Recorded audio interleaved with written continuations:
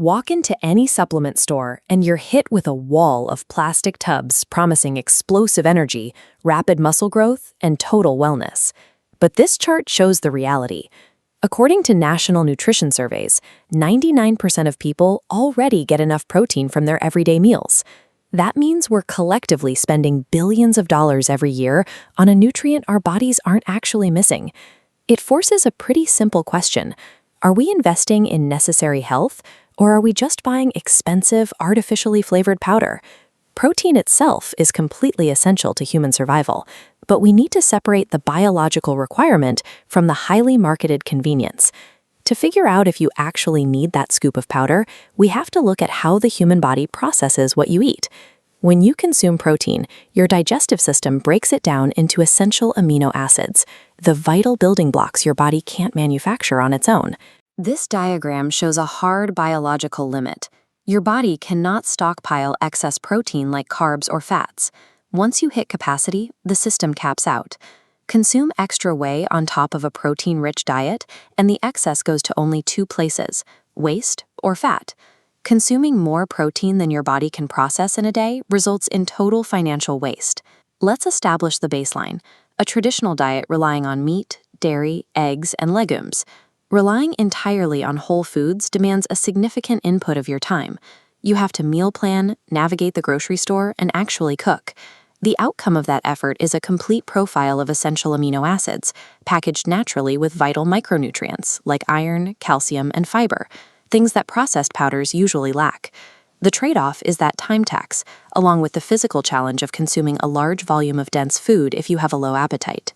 Whole foods are nutritionally superior and financially cheaper per gram of protein, but they require a daily time commitment that many modern consumers simply want to skip. That desire to skip the prep work brings us to the engineered world of protein isolates, the whey and plant powders that dominate the market. The input here is entirely financial. You purchase a highly refined powder, mixed and drank in seconds, bypassing the need to digest a heavy meal.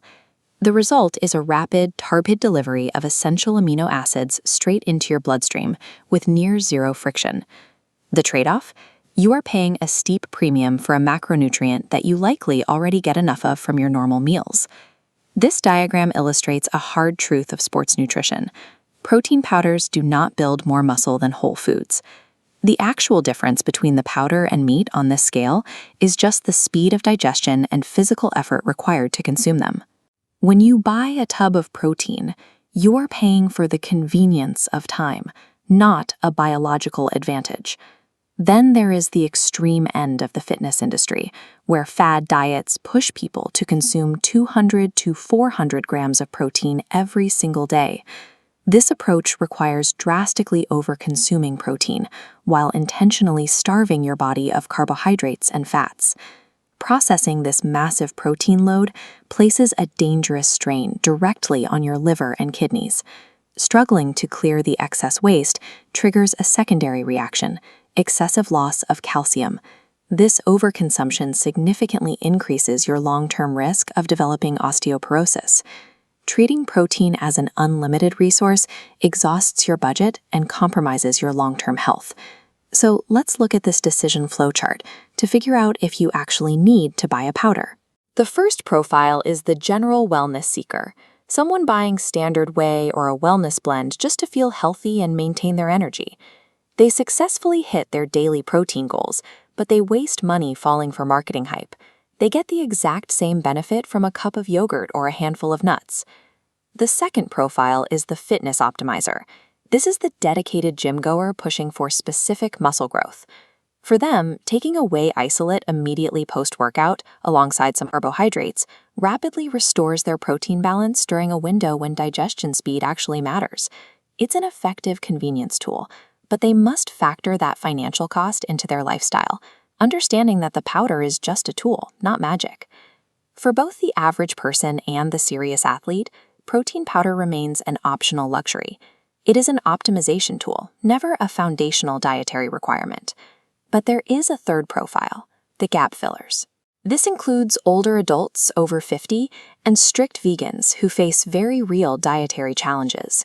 For older adults, using supplements prevents sarcopenia, keeping muscle mass elevated instead of letting it decline. For vegans, plant protein blends ensure they hit all 9 essential amino acids they might struggle to get from singular plant sources. For these gap fillers, the financial cost of the powder is entirely justified.